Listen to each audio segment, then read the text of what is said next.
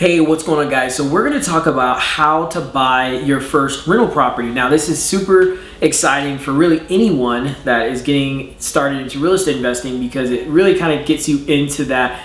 I don't know if you've ever listened to or read any of Robert Kiyosaki's investing books, or really just financial literacy and education, but he talks about the 4 quadrants, right? So you have that E quadrant, which is like the employee. You have the B quadrant, which is like big business. You have the S quadrant, which is like self-employed kind of business. But he really talks about how you generally want to go from like the E quadrant, then you go to like self-employed. Sometimes people will go to the big business, which is kind of like the, Starbucks of the world and things like that. Self-employed, or maybe like, law offices, real estate agents, photographers, someone who's self-employed. But a lot of times they still have some of the same challenges in terms of having your money work for you and you not really working. But the I quadrant is really that investor quadrant where your money is working for you. So buying a rental property really satisfies that experience of where your money essentially is just working for you. You're just collecting rent every month, and your net worth can grow from the appreciation of the property. You're getting in cash flow, you're getting income, and you could just be sitting at home and you have tenants paying paying rent.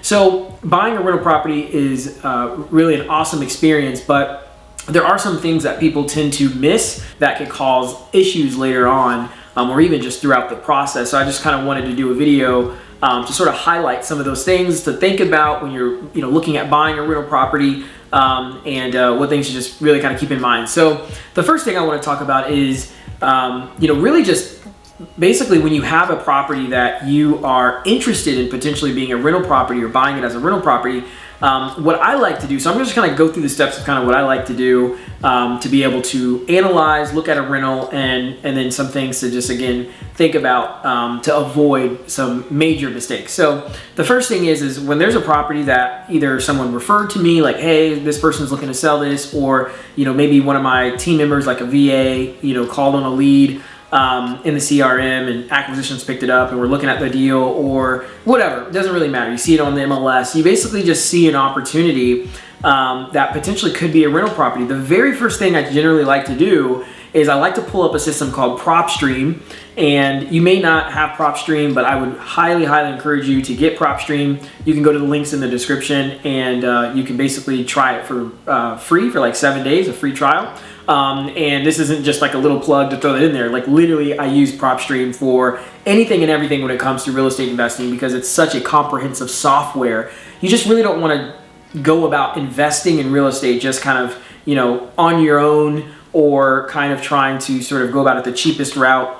You really want to put money towards systems and processes that can help you have a better return and just be more efficient. So Propstream allows you to basically find off-market properties, which is really great. It allows you to really kind of put together a huge story of the particular property, because you can find out when that property was sold, for how much it was sold, even the mortgage history, like what type of mortgage, and sometimes even the interest rate, if that information is there, which is important if you're trying to buy a property like subject to, and you see that the interest rate's like 2.5%. You're like, dude, I don't want to wipe that out. I want to just take that over. There's a lot of good information that it has, but one of the really important things that it has as well is the ability to run solid comps. Like, Propstream allows you to essentially look at comps, and comps is kind of short for comparables, comparable properties, to figure out what is essentially like the maximized value for this property. If you totally renovate it and fix this property up, what should it sell for on the market, or what should it essentially like appraise for?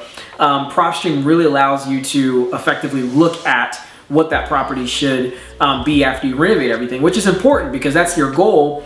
If you're fix and flipping, you want to know what you could sell that property for on the market. If you are buying it as a rental and you do some upgrades, you want to know kind of what that overall value is, if you're going to refinance or just in general. So if you don't have Propstream, by the way, though, you can use basically websites like Zillow.com. You can use Redfin. You can use realtor.com. There's different, you can even use actual realtors, and talk to them as well. They have access to the MLS that can give really the most accurate comps in general. But essentially, that's what I'm looking for first, is what is that overall value of that property? That's step number one. What is the overall value of this property? Because essentially, most people, if you're investing and maybe trying to buy your first rental, unless you're just trying to buy turnkey properties, I would ideally encourage people, especially if it's your first property, to buy something where you can add value to, because it's going to allow you to cash flow in this property if you run the numbers and you buy it correctly, but also have equity, right, like at the beginning of the deal. When you buy turnkey, essentially just means everything's already renovated, everything's already done, there's not really any work to do. And there's some certain reasons why someone might want to buy a property just turnkey as a rental. But for the most part, most people aren't just paying retail for a property. You definitely get much more bang for your buck when you can buy a cheaper property and put some work into it to then refinance. Because not only do you get equity, but sometimes you can even cash out refi, which means essentially when you go to refinance with a bank, you can actually pull money. So basically what I'm saying is, let's say you're all in on a property, $100,000, but then it's worth $200,000, and the bank's going to give you up to 70, 75, 80%. It's called LTV, loan to value. They're going to give you up to 70, 75, or 80% of that overall value. You're going to get that initial whatever amount of money you're in, like the 100 grand or 115 or 100 whatever, but then some, right? You're probably, I don't know the math in my head, but if you did 0.75 or 0.8, because 75% or 80% of 200,000 is definitely more than 100 grand. So you're going to not only be able to pay back your initial lenders, but you're also going to be able to get what's called a cash out refi. You're going to be able to take cash out, and a lot of times you can use that money to go buy other pieces of real estate if you need another 20% down somewhere else, or maybe you're buying something creative finance and that's the down payment. And what's really cool about that cash out refi is because you don't pay taxes on loans, that money that you get is actually tax free, which is really, really cool. So anyway, let's go back to number one. You're looking at the value of that property. What will that property sell for on the market? What's that overall ARV is what we call it. ARV, after repair value. Once you figure out that after repair value, the next step is a very simple calculation. It's kind of like a quick thing I do. Like once I figure out comps, I'm looking at comps, and then I see ARV is like, I think this thing, fixed up as a nice rental or as a nice property I think you get for, $200,000 would be ARV. The very next thing I do is just very quickly, I multiply by 0.7 because that's 70% of that overall value. Now I'm going to kind of dive into a little bit of why I'm saying that, but I very simply just go 0.7 times that.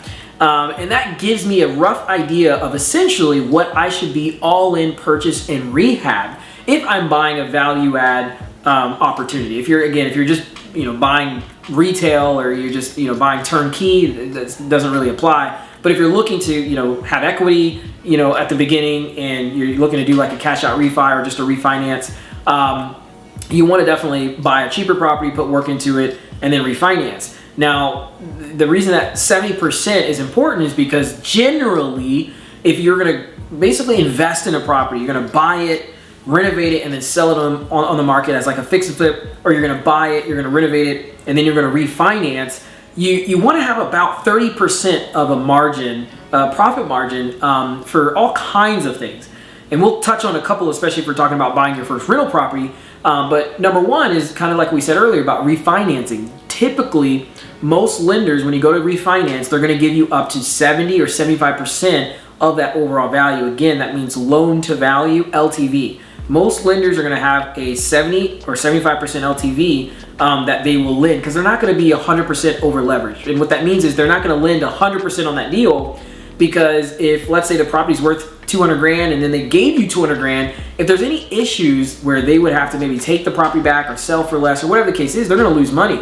But it makes it much more, makes it much less risky for them being just 70%, all in terms of the cash that they gave you, because they have margin out. If they go to sell, not only can they get their money back, but maybe a little bit extra to cover whatever kind of fees and costs that they incurred. So it's very important to understand that. And when you look at a rental property and you're doing a value add opportunity, that's what's really important. Okay, am I buying this rental property and I'm only 70 or 75% after I purchase and rehab? Now here's what's really, really important. Here's what's really, really important. By the way, sorry, my dog is barking right now.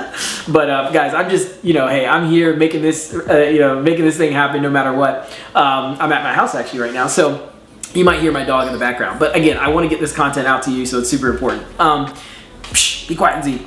But anyway, getting back to what I was saying is, essentially, if you are going to do a value add play and you are going to go refinance, here's something that's really important that people don't realize.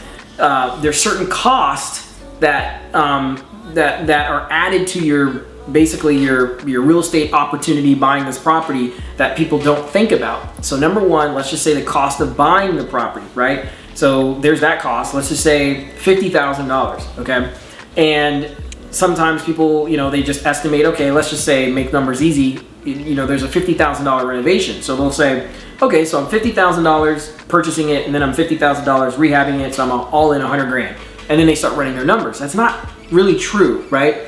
So you really have to understand that there's other added costs, right? So you have closing costs. Generally, it could be anywhere between $1,500 to $3,500 depending on the deal, or maybe even up to $5,000 depending on where you are in the country. But you're going to have some closing costs. Some attorneys or title companies or some areas are going to be more expensive than others, especially the property and the size of it, etc., of the deal. But you got to account for those closing costs. That is in the deal. So anytime someone sends me a deal, and let's just say it's, like I'm looking at a rental property right now, and I'm working with that individual to buy that rental property, actually out in Augusta, Georgia, for $85,000, and I'm basically accounting for like a $50,000 rehab. But I basically, in my mind, even though I know the purchase price is going to be 85, I immediately just go to 90, right? I just add in all kinds, just whatever closing fees, and there's actually a tenant in the property, so we're thinking about doing cash for keys, which is a whole other situation, basically just giving the tenant some cash to be much more inclined to leave the property. He's on a month-to-month lease, but anyway, that's a whole other conversation, another video we'll talk about. But I'm just automatically like $5K of just fees and just stuff, just $5,000. Put that in there, okay? So now I'm starting at $90,000 rather than the $85,000, and then I add on my rehab. And again, you want to be conservative on your rehab, right? It's better to be pleasantly surprised to where I was accounting for $50,000, but maybe I only needed to spend 35 or 40, rather than you budgeted for 30 and then you actually have to spend 50, right? So be conservative on those rehab numbers. I would encourage you to get someone who is going to actually do the job to be with you. Now, if you don't have anyone who's going to do the job, then you might actually want to ask yourself, are you actually prepared to do this type of investment, right? Because people are very quick to have some cash and some money to go buy a deal, but they don't really know their numbers. And I think it's very advantageous for you to have someone who's actually going to be doing the work. So you could either have a GC, maybe you have some subcontractors or someone who knows renovations, have them go with you to the property, walk it so you know exactly kind of where your numbers are. But anyway, you got the purchase, you have the closing cost, and then you have the rehab. But here's another cost, the cost of money. A lot of times people don't think about that. And there's two ways that you're probably going to be funding your first rental property or your first deal. You're either going to use traditional financing, or you're either going to use private money. Now, traditional financing can be, I essentially think of traditional as kind of like hard money or bank money. But so I guess I'll just say three ways, right? So you really have three ways that you generally, technically I guess four. You have four. One is just cash. But again, most people, if you're watching the video, you probably aren't just buying properties cash, out of your own bank. So you can either buy a property cash, okay, or you can either use hard money, right?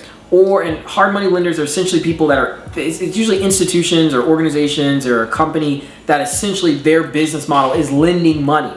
That's literally all they do. They market to investors, they market to people that want to fix and flip or buy rentals, and that's their job, that's their business. So they usually are more expensive, and we're not going to go into actually all the details because there's another video that I have that talks about all the ways to fund deals. But essentially, you are either going to, spend your own cash. You're either going to use hard money, which is kind of like a mix of your own cash, or private money, or just private money where their private money lender funds the whole thing. Anybody can be a private money lender. It could be your mom, your dad, your brother, your sister, engineer, friend, teacher, someone that trusts you. They essentially can lend the money, literally wire to the closing attorney, or the title company, all the money to purchase and rehab the property. Again, that's a whole nother video we'll talk about on how to find private money lenders and how to go through that conversation. Or you'll just use traditional bank money. You go to the bank and get a loan, a construction loan, rehab loan, a fix and flip loan. So, or even maybe a personal loan, so there's actually a couple other ways, but again, there's another video. We'll talk about all the different ways, but those are generally, some people I know are buying properties with like credit cards and all this stuff. I'm not really encouraging doing that, but there are a ton of ways that you can fund your first deal. We'll talk about that in another video. Long story short is you want to think about the cost of that money though. Borrowing money, utilizing money that's not yours, even if it actually is yours, there's always a cost to it, right? Because even if it's your own cash out of your bank, there's an opportunity cost. When you use that cash, it's tied up into a deal and you can't use it for something else. So what's the opportunity cost of you having that money in another deal and not another? or in one deal and not another deal. So, but generally, if you're going to use like private money, let's just make this simple. I have my purchase of the property, let's just say 85. Throw in a couple closing costs and other fees, so I'm at 90. Then I have $50,000 rehab, right? But then when you add all of that up, let's just say it's 130, 135,000, whatever that is. Then you want to account for what that's going to cost you to borrow that money. So I have private money lenders. I have a number of people that basically lend capital to me. They trust me. They see my track record and they say, hey, instead of my money being in the bank, sitting there basically losing value, Myles, can you put this money to work? And it's great because I'm able to borrow money from them. They're able to actually lend money and have their money working for themselves without having to do anything because they're a lender essentially. So I can give them 9, 10, 11, 12% on their money, whereas the banks are giving less than 1%. So it's a very synergistic, it's a great opportunity. But anyway, so let's just say you do it at 10%. So there's another video where we'll talk about, I know I keep saying there's other videos because I'm trying to make sure I'm not making this too long and we're focusing on exactly what I'm talking about, which is buying your first rental. But I'll do another video talking about how to actually calculate private money, etc. But there's a cost to that private money and you want to account for that, or even the hard money. Hard money lender is going to have fees, even traditional money is going to have fees, all these different things. So you want to account for all of that. All of that, the purchase of it, the closing costs, the private money, the whatever fee, all of these things you add up, it should be no more than 70% of that overall value. And here's why. Going back to earlier where I was saying why this is important to be no more than 70%, outside of even just being able to have that margin for any, sort of reasons. But one is when you go to refinance, again, lenders will give you that 70 to 75% LTV. So if you're no more than that 70, you generally won't have to come out of pocket. Because let's say you're all in, 100 grand, and the lender is going to lend up to 75 or 70%, and that ends up being 140 grand. That means you're going to be able to get all your money back out to pay all your lenders, whether it's a hard money or private money or whatever it is, and you'll have some extra. Let's just say $30,000 or $40,000. That's called a cash out refi. So if you just refinance what you have in it, it's just called a refinance. But if you do a cash out refi, you're actually going to take extra cash out. So that's why it's cool to buy a deal that's cheaper, that you basically add value to, because you have a higher chance or likelihood of having a cash out refi if you buy it right. So again, guys, we're just going over buying your first rental property. Again, you want to look at that value. What's that overall after repair value? Looking at comps in the area, other comparable properties of the same size. So if you're looking at a 3-bed, 2-bath, you want to, if you have a 3-bed, 2-bath you're looking at buying, look at other 3-bed, 2-baths, unless you plan on, basically changing a layout. Maybe you add an extra bedroom or extra bathroom, then of course you want to look at those comps that support that. But generally, let's just keep this simple. If you're looking at a 2-bed, 1-bath or a 3-bed, 2-bath, then you want to focus on other properties. What are they selling for? Totally renovated, so you can get the overall max value when you renovate and upgrade your property. So that's finding the ARV. Then you want to multiply it by 0.7 to automatically understand, okay, am I buying a good deal? So let's just say, this seller is trying to sell you this property for 150 grand, and you basically go look at comps and you're like, man, this property totally renovated, should probably sell and be worth around 190 or 195, looking at comps. But this guy's trying to sell you the property for 150, right? And you already kind of have an idea that this property is going to need a good bit of work, definitely more than 30, 40, 50 grand, right?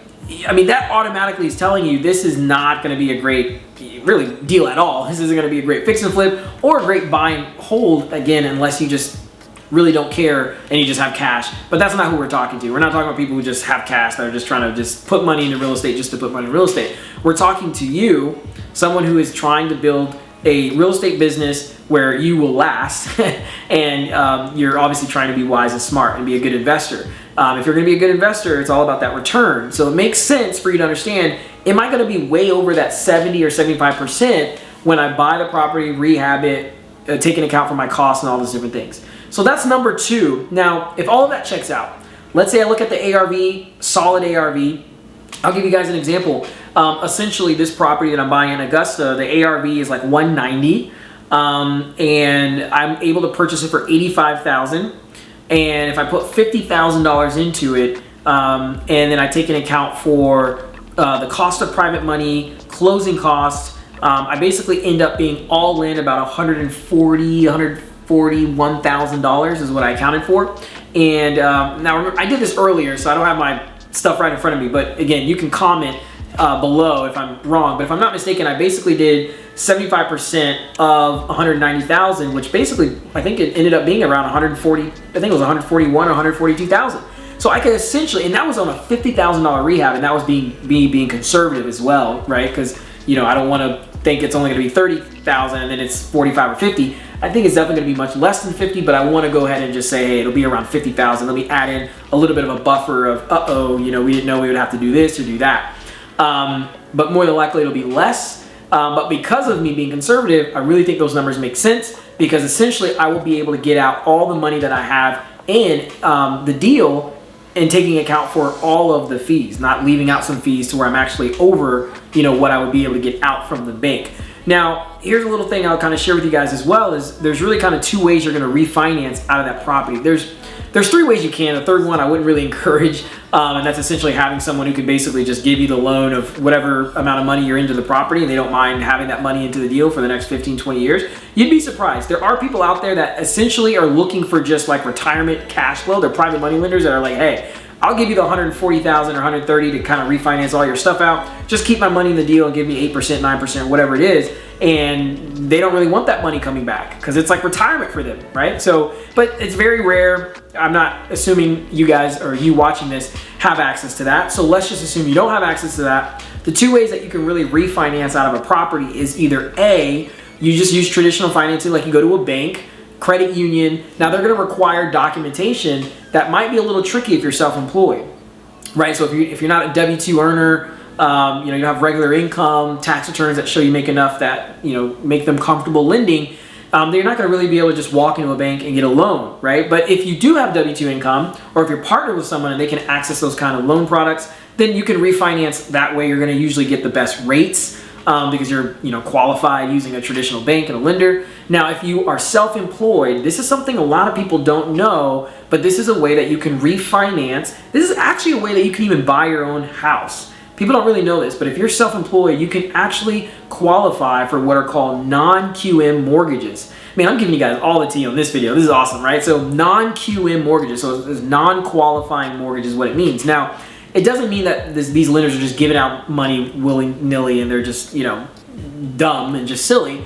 It's non-QM, non-qualifying, essentially just because you don't have to qualify the way you would with a traditional lender or a bank. They qualify you in a different way. I'll do another video talking about all of that. Again, I'm telling you guys, I got a lot of stuff coming to you this year, but I just want to focus on the fact that you can utilize loan products that are called like DSCR loans. So DSCR, debt service coverage ratio. So DSCR loan. That man, say that 15 times, 10 times fast. DSCR loan. That is a way that essentially the lender will structure what they can lend to you based on what the property rents for. Again, debt service coverage ratio. There's a ratio that they need to feel satisfied based on what the property rents for and what the debt is. Meaning, when they loan you the money based on whatever you need to be refinanced, and let's say your mortgage is going to be $500 a month, if it only rents for $650 or $700, it's probably going to be a pretty tough thing for them to want to lend, because they just feel like after taxes, insurance, maintenance, whatever, just basically your net, it's going to be hard for you to cover the mortgage. But let's say your mortgage is $500 a month, but that property rents for, I don't know, $1,000 or $1,100 or $1,500 a month. They're going to be pretty excited because they know that this property rents for much more than what your expenses are going to be, and your net, you're going to be able to obviously cash flow and be able to cover and service this mortgage, which is why it's called debt service coverage ratio. There's other loan products called like a no-doc loan, no-doc loan is essentially what you'll hear, and it basically, it's not like entirely 100% no doc, but it's not the documents that, again, a traditional bank would require. They basically will qualify you based on your income as a self-employed individual.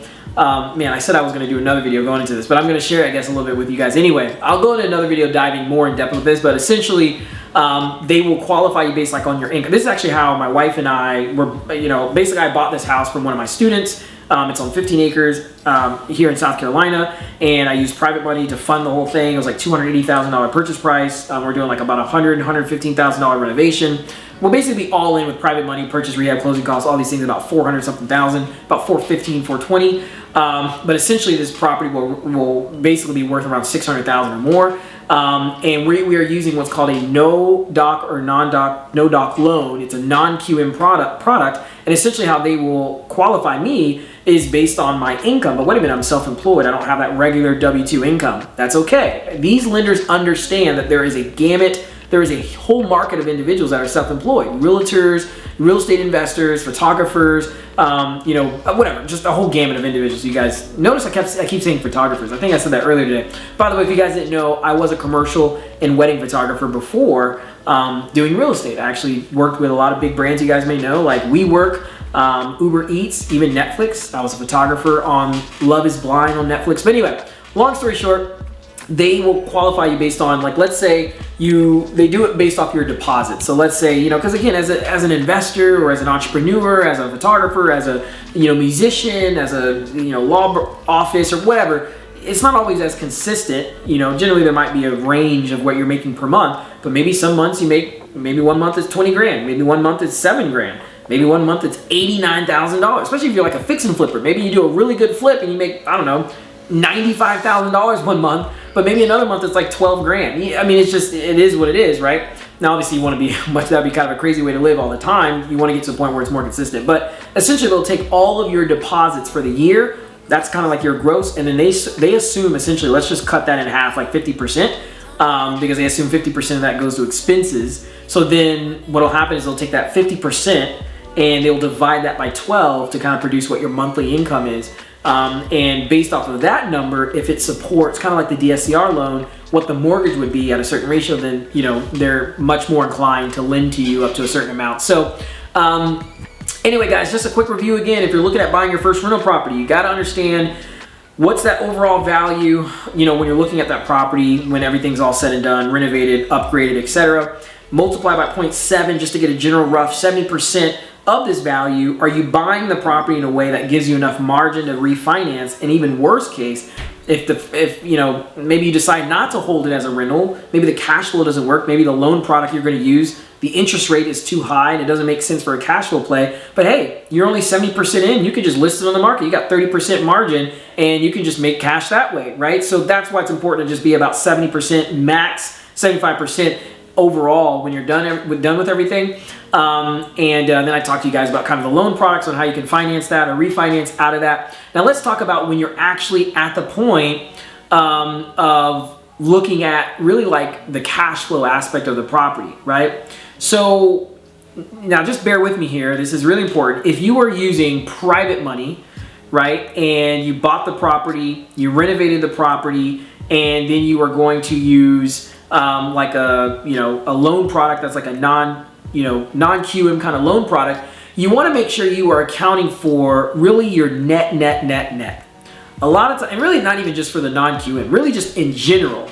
One of the biggest mistakes people make when they are looking at rental properties is they go, so this property should rent for $1,500 a month and my mortgage payment is $500 a month. So I'm making $1,000 a month net. Sweet. You'd be quite surprised that a property renting for $1,500 a month, if you really take out all the fees, you maybe are actually only really receiving net like $400 a month or $350, because you got to take into account for things like property taxes if it's not included already in so you have what's called, for a mortgage, you have what's called the PITI.